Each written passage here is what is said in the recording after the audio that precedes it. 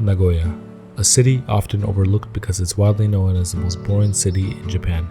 It doesn't have Tokyo's rush, Osaka's lively atmosphere, or even Kyoto's rich history. I hadn't even heard of it before coming to Japan. It was just a name on a map. Even so, living here, it became a place that makes me feel more at ease than the other cities. This is Nagoya, a city that lies in the center of Japan, which perfectly captures its charm. Not too overwhelming nor underwhelming, just the right amount of balance. Today, I'll be walking around Nagoya and trying to capture the quiet moments that go unnoticed, highlighting the subtle beauty that brings life to this city.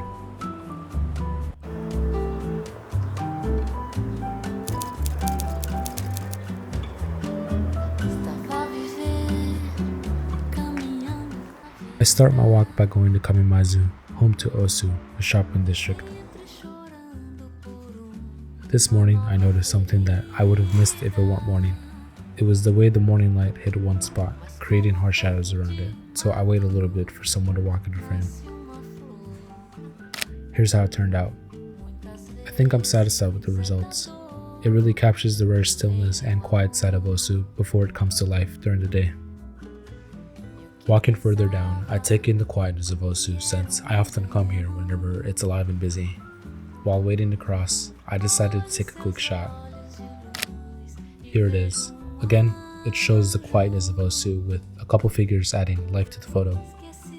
Reaching the end of the shopping district, connected is the temple that makes Osu special.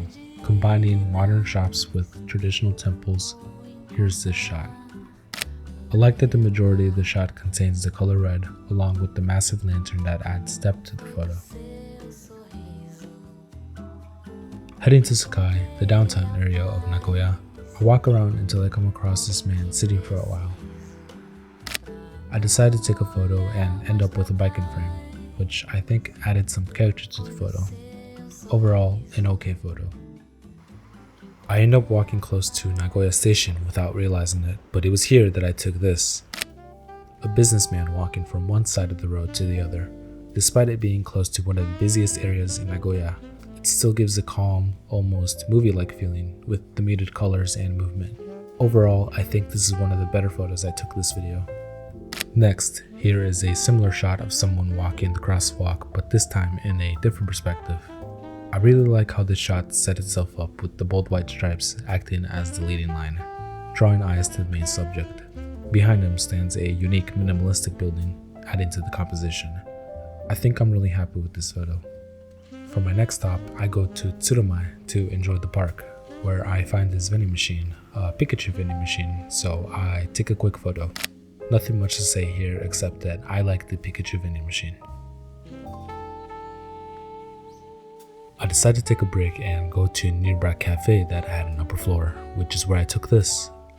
I first noticed the tree blocking the view, but was soon able to find a small opening, which led me to staying longer than I should have to find a photo I was okay with. Continuing, I walked the quiet neighboring streets of Nagoya, which is where I found this. A pair of vending machines. I often don't pay much mind to them, but this pair caught my eye in its placement. I waited until someone appeared in frame and got someone on a bike, adding life to the photo. I was also attracted to the side of the architecture, with one house being more minimalistic while the other being the typical Japanese home. By this point, I'm walking aimlessly, not knowing where I'm going, which is where I encounter this small shrine tucked away in the quiet residential area. I like how this photo turned out, the torii gate leading you to see past it, giving you a small glimpse of the residential area.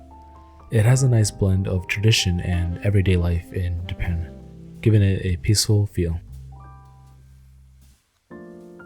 Here I found a red sign that says Tomare, meaning stop. I found this one to be interesting because of all the wiring, adding a chaotic element, and the pine tree extending into the frame. It also had a nice contrast of color between the red sign and the green pine tree. I think that's a good way to wrap up. I hope you enjoyed seeing Nagoya through my eyes. Maybe I didn't prove that Nagoya isn't a boring city, but I at least hope that you can see that it has its own unique charm. Thanks for watching.